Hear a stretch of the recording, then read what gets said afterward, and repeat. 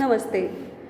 आपके जो विगत सत्र से अध्ययन चल रहा था, उनमें हमने श्रीमद् भगवद गीता के जो संकलित श्लोक पढ़े थे, वे थे कर्मयोग से संबंधित। उसके पश्चात हमने पढ़े थे आत्मसंयम योग से संबंधित। इसके बाद आज के सत्र में जो हमें श्लोक पढ़ने हैं, वे हैं भक्ति योग से संबंधित। देखो, भक्ति भज सेवायाम धातु से तिन प्रत्ययपूर्वक भक्ति शब्द निष्पन्न होता है। भक्ति का अर्थ है मिल जाना, एक साथ हो जाना। किसके साथ होना, किससे मिलना? तो मिलना है परम तत्व से और मिल करके समाभूत हो जाना, एकीभूत हो जाना।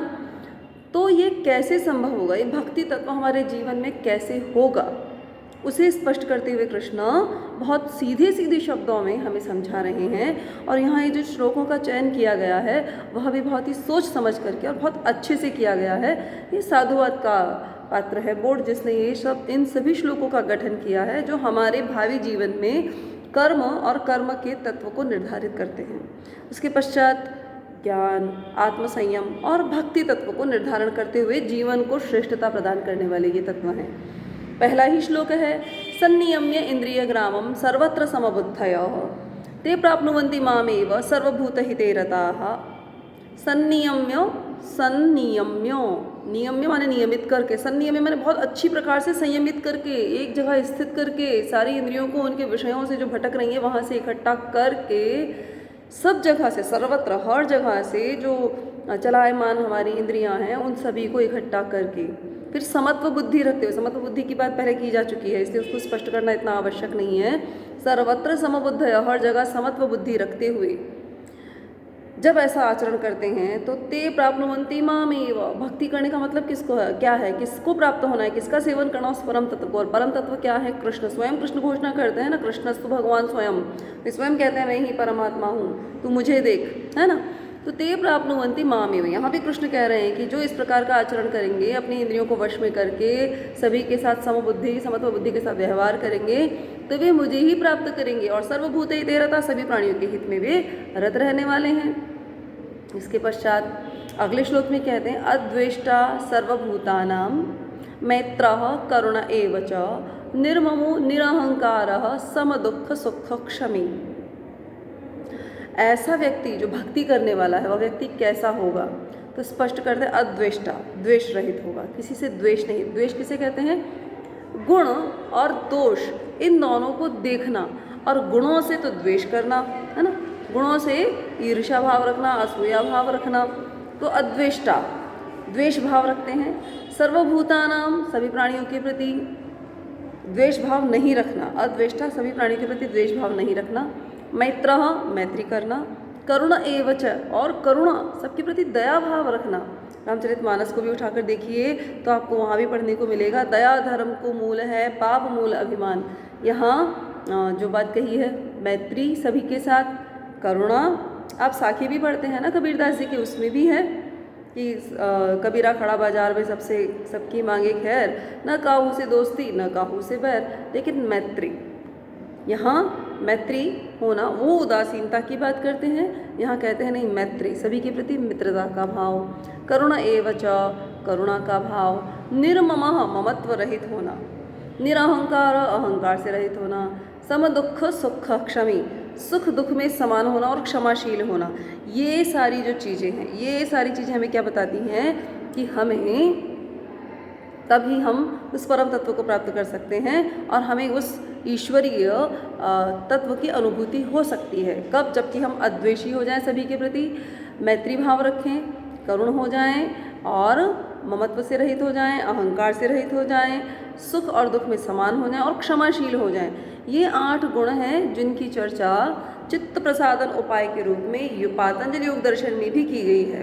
तो यदि हम ध्यान दें तो जैसा पहले भी हमने पढ़ा, सर्वोपनिषदो गावा, हमने इस गीता महात्म्य वाले अमृतम का जो पाठ है, इसका महात्म्य कहिए या इसका सार कहिए, इसकी जो व्याख्या संपादक के द्वारा की गई है, उसमें भी ये बात स्पष्ट कर दी गई थी कि आपको जो चीज़ सीखनी समझनी है वह यह ही है कि ये सारे उपनिषदों का, सारे शास्त्रों का सार है।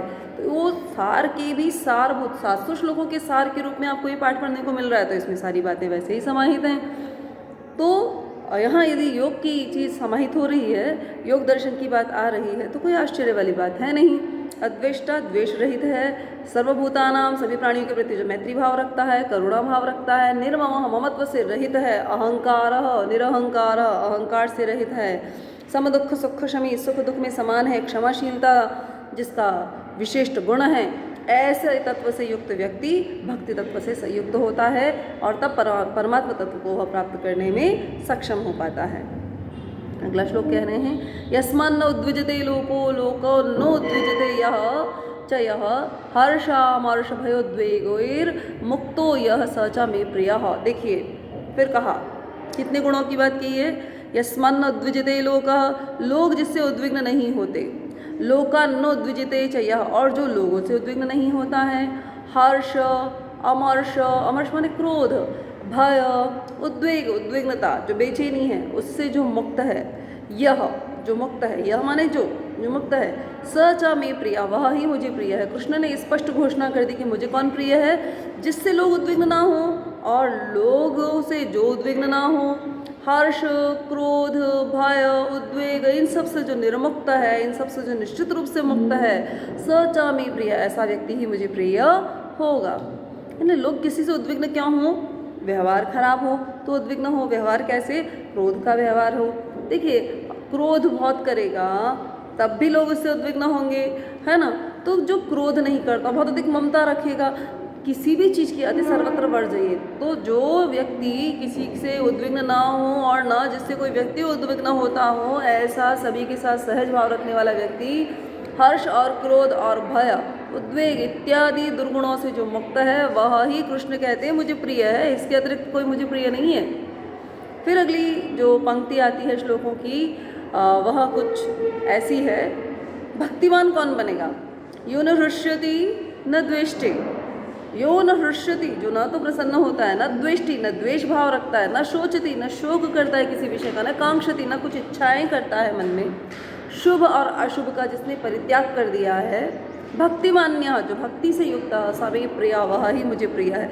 अस्तु यदि हम ये अंतिम श्लोक पढ़ते हैं इस संकलन का, तो वह स्पष्ट कर रहा है समत्व बुद्धि। पहला श्लोक जो आपने पढ़ा था, याद कीजिए, वहाँ कहा था समत्वम योग उच्यते, समत्व ही योग कहलाता, और योग का मतलब ही होता है उस परम तत्व से मिल जाना। परम तत्व से मिल करके आप आनंदित हो जाते हैं, और जहाँ आनंद है वहाँ देखिए आनंद तत्व को यदि हम पहचानेंगे तो वहाँ स्पष्ट है सुख और दुख से परे होता है वह। तो यो न हृष्यति जो न प्रसन्न होता है, न द्वेष भाव रखता है, न शोक करता है और न ही इच्छा करता है, शुभ और अशुभ का जो परित्याग करने वाला है और जो भक्ति से युक्त है, वह ही व्यक्ति मुझे विशेष रूप से प्रिय है। ऐसा यहाँ कृष्ण ने इस गीता के श्लोक में कह दिया। इसके पश्चात जो हमें देखना है तो वह हमारा अगला पाठ है, वह आप जब पढ़ेंगे उसके पूर्व मैं आपको इसी के जो अभी आज हमने ये 4 श्लोक पढ़े हैं, इनको सार रूप में आपको एक बार फिर से आपके लिए दोहरा दूं। कहते हैं संनियम्य इंद्रिय ग्रामम सर्वत्र समबुद्धया, सभी प्रकार से संयमित होकर के, इंद्रिय समुदाय को संयमित करके, सभी जगह समत्व बुद्धि का व्यवहार करते हुए, सभी प्राणियों के हित में जब व्यक्ति रत रहता है तो वह भक्तिमान व्यक्ति मुझे ही प्राप्त करता है। अगले श्लोक में फिर कहते हैं जो किसी से द्वेष ना रखता हो, सभी प्राणियों के प्रति मैत्री करुणा ममत्व से रहित हो, मैत्री और करुणा से युक्त हो, ममत्व अहंकार से रहित हो, सुख दुख में समान और क्षमाशील हो, ऐसा व्यक्ति जो है वह भी भक्तिमान होता है और मुझे ही प्राप्त करता है। फिर कहते हैं यस्मन्न उद्विजते लोकः, जिससे लोग उद्विग्न नहीं होते हैं और ना ही जो लोगों से उद्विग्न होता है, हर्ष क्रोध उद्वेग इत्यादि से जो मुक्त है, वह ही मुझे विशेष प्रिय है। फिर कहते हैं कि जो न तो प्रसन्न होता हो और ना ही नो यो न हृष्यति, जो न प्रसन्न हो, न द्वेष भाव रखे, न शोचति और न ही शोक करता हो, न कांक्षति न इच्छा करता हो, शुभ अशुभ परित्यागी, शुभ और अशुभ का जिसने परित्याग कर दिया है, भक्तिमान्यः स मे प्रिय, वह ही भक्तिमान है, भक्ति से युक्त वह व्यक्ति ही मुझे विशिष्ट रूप से प्रिय है।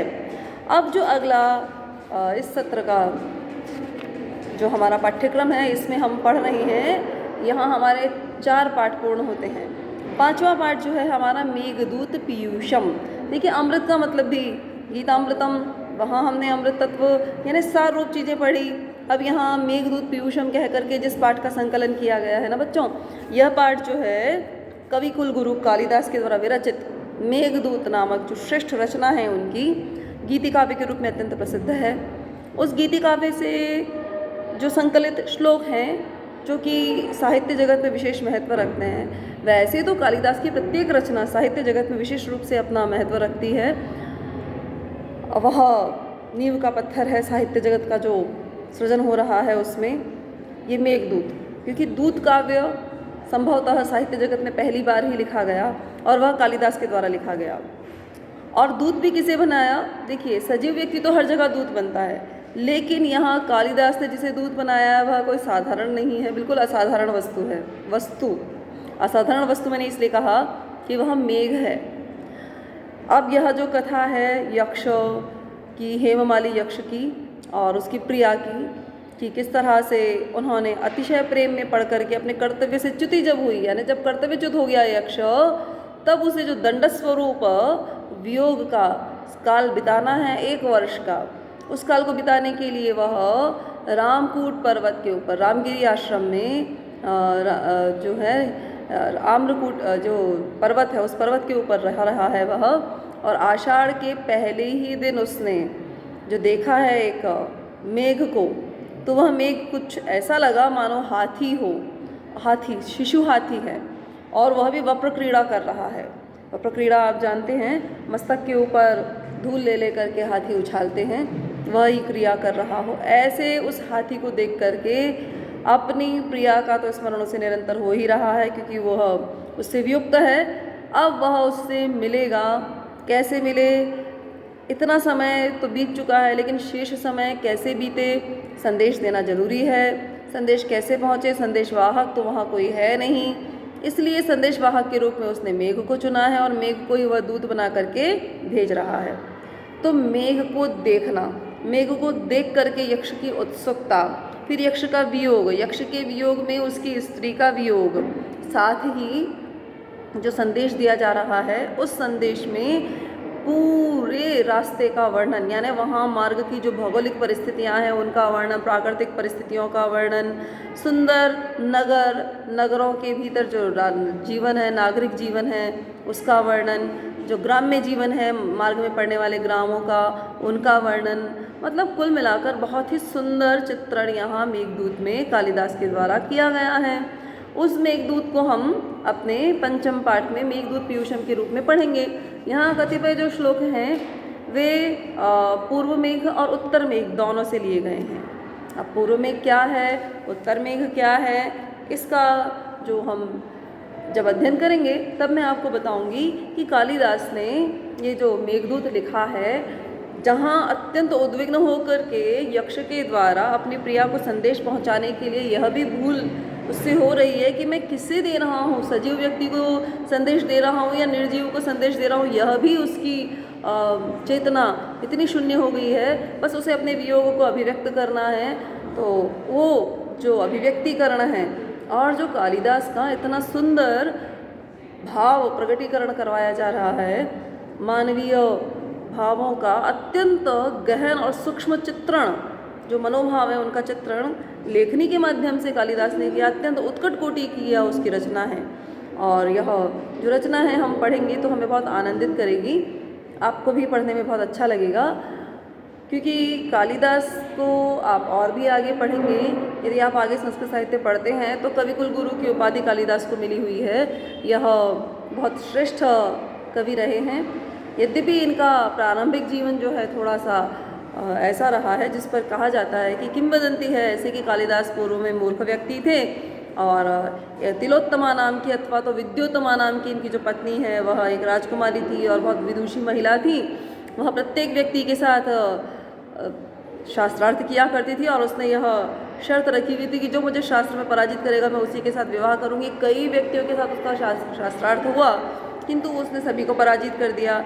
एक समय की बात है कि कुछ जो समुदाय में जो उससे हारे हुए शास्त्री लोग थे उनने निर्णय किया कि हम इसे परास्त करेंगे, लेकिन छल पूर्वक करेंगे। तब उन्होंने कालिदास को देखा जो एक शाखा पर बैठे थे और उसी वृक्ष की शाखा पर जिस पर बैठे थे उसी को काट रहे थे। उन्होंने कहा इससे बड़ा मूर्ख हमें कहाँ मिल सकता है। ऐसा सोच करके उन्होंने कालिदास को अच्छे से तैयार करके और वह लेके चले गए और उसे सिखा दिया कालिदास को कि तुम्हें कुछ नहीं बोलना है, जो बोलेंगे वह हम ही बोलेंगे। अब कुछ घटनाक्रम इस तरह का घटता है कि कालिदास विजयी घोषित होते हैं और विद्योत्तमा अथवा तिलोत्तमा को हारना पड़ता है। फिर कुछ परिस्थितियाँ पति पत्नी के मध्य संवाद होते वक्त ऐसी बनती है जिसमें यह पता लगता है कि कालिदास तो बिल्कुल निरक्षर भट्टाचार्य हैं। अब वह ज्ञान संपन्न कैसे हों। जब उन्हें उलाहना दिया जाता है तो तिरस्कृत होकर के कहते हैं कालिदास ने अपने आप को ऊपर से नीचे गिरा दिया था और संयोग से वह जहाँ गिरे, अथवा तो कहते हैं विद्योत्तमा ने या तिलोत्तमा ने ही महल से धक्का दे दिया था और वो जहाँ गिरे वह स्थान महाकाली का मंदिर था। वहाँ उनकी जीभ कट गई। महाकाली प्रसन्न होती है, कहती है वरदान मांगो, तो कहते हैं मुझे विद्या से युक्त कर दो। तब महाकाली ने कालिदास को श्रेष्ठ काव्य तत्व की विद्या प्रदान की और उसी का परिणाम हमें आगे पढ़ने को मिलता है। उनकी कई रचनाएँ अभिज्ञान शाकुंतलम, मेघदूत, ऋतुसंहार, मालविका अग्निमित्रम आदि आदि जो रचनाएं हैं उनकी हमको पढ़ने को मिलती हैं, जिससे हमें पता लगता है कि कितने श्रेष्ठ कवि सिद्ध हुए हैं कालिदास। उन्हीं की ये श्रेष्ठ रचना मेघदूत हमें पढ़ने को मिलेगी। अगले सत्र में हम इसके परिचय को जानते हुए हम मेघदूत से संबंधित जो श्लोक हैं उनका अध्ययन करेंगे। तब तक के लिए सभी शुभकामनाओं के साथ आप सभी का बहुत बहुत धन्यवाद। आपकी जो भी जिज्ञासा हो कृपया करके मुझे कमेंट बॉक्स में लिखिएगा, आप मुझसे पूछिएगा। जहाँ तक संभव होगा आपकी जिज्ञासाओं का शमन करने का मैं पूर्ण प्रयास करूँगी। सभी शुभकामनाओं के साथ आप सभी का बहुत बहुत धन्यवाद। फिर मिलते हैं अगले सत्र में। नमस्ते।